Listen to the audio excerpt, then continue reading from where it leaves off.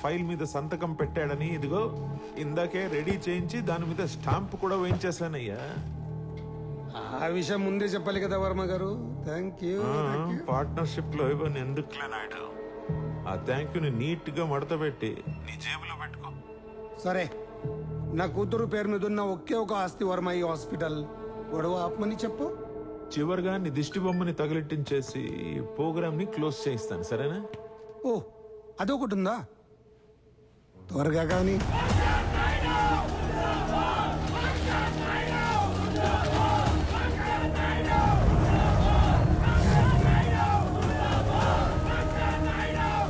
ఇప్పుడు ఆ బంగారు గాడి రియాక్షన్ చూడాలిరా.